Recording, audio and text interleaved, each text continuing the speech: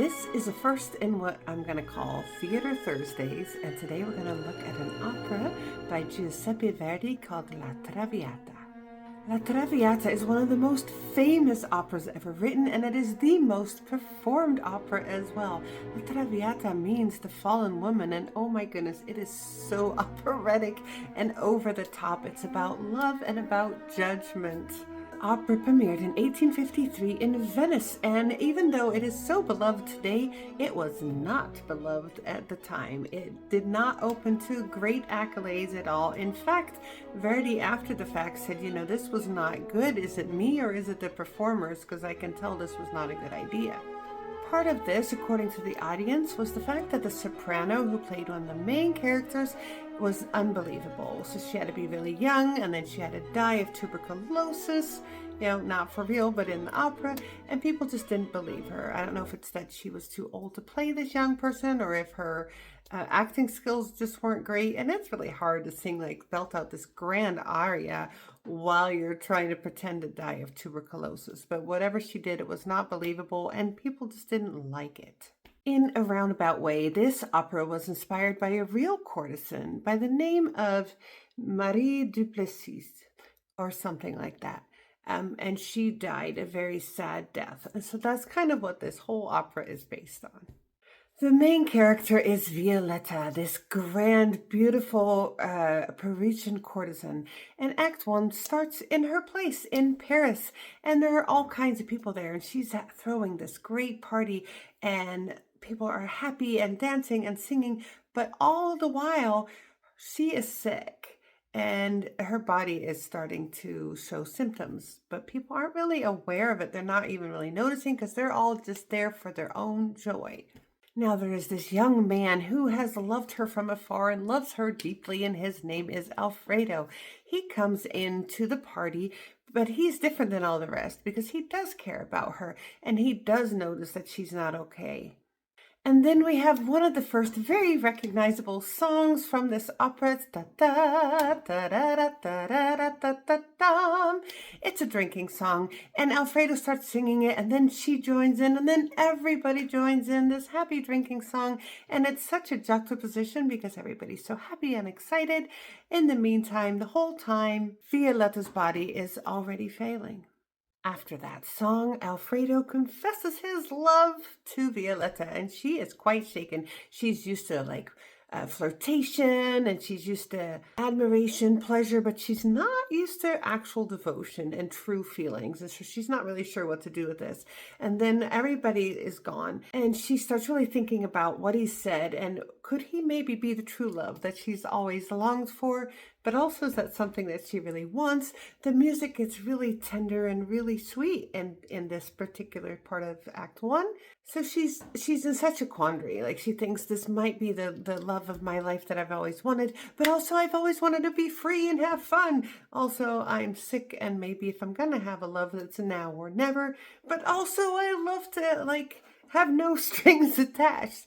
And so there's this dual constant, and we can hear it in the music. It's really, really fun. And now we're in Act 2, and we can see what has happened. She's decided to give him a chance because it opens up, and the two of them are living together outside of Paris. And for a little while, everything is perfect and just wonderful. They're so happy. They're so in love. There's not a lot of commotion outside. All the partying and stuff seems to be gone. They're just in love together, and that seems to be enough until the moment that he finds out and he realizes that she's slowly been selling off all of her possessions to pay for their life together. And he is embarrassed, and he has heard about this. And so he leaves her and goes to Paris to make some money. Of course, this is where things go off the rails. So Alfredo's gone to Paris, and she's left alone. And another guy that we call Giorgio, who is Alfredo's dad, he comes in and he's like, hey, you living with Alfredo is very bad. It is hurting the reputation for him and for his entire family. His sister's supposed to get married, but now that seems to that's not gonna happen because Alfredo is the brother is living with some courtesan outside of Paris. And so he's like, you need to leave him. You need to let him go. At first, she refuses. I mean, she deeply loves Alfredo. She's given up her old lifestyle. She's given up being a courtesan. She's moved. She's given, like, she is completely devoted to him and does not want to leave him. But then she also realizes that being with him is ultimately going to hurt him more than if she would stay. Plus, on top of that, she is dying anyway. This is her thinking. This is one of the just deeply saddest part of the whole opera, because here there's this whole society of people who are never going to forgive her for what she's done, and they are so judgmental. But at the same time, it seems like Violetta is the most moral person around. She is true, and she's not being judgmental, and she's doing what is right for the love of her life. Verdi is such a genius right here, because when she decides to let go, and it's so heartbreaking and so hard, we do not get this great outburst of emotion. It's very constrained, and we can feel that it's just such a struggle for her internally. So Violetta writes Alfredo a farewell letter and just says goodbye. And she doesn't really explain much of why. And he gets it. He reads it and he thinks she has betrayed him. And maybe she left for someone else or whatever, to go back to her old life. He is heartbroken. And here Giorgio comes and tries to comfort him, though he knows exactly what happened because he's the one that told Violetta to leave Alfredo to begin with. Anyway, it's a big mess. After this scene, we end up at another scene where there's a great party, and Violetta goes there, and she's back in her old life because she has to make a living, and there's a lot of people, and it's a lot of fun. And who shows up? Alfredo, and he sees her, and he is angry and humiliated, and there's all this craziness going on, including gambling. He makes a lot of money, and he just throws it at her and says, "Here you go, paid in full." And now there's this music, and we hear everybody's emotion. We hear Alfredo's anger. We hear Violetta's hurt. Giorgio is there, and we hear his shame because he knows that he did it. And then we hear the audience that is just in complete shock.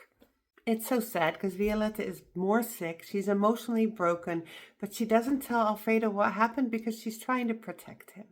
That's the end of Act 2. Now we're in Act 3, the final act. This opens up in Violetta's bedroom where she is. The doctor has come and gone and explained that she is actively dying. She does receive a letter from Giorgio explaining to her that he has told Alfredo the truth, that she never wanted to leave him, that he pushed her to do so.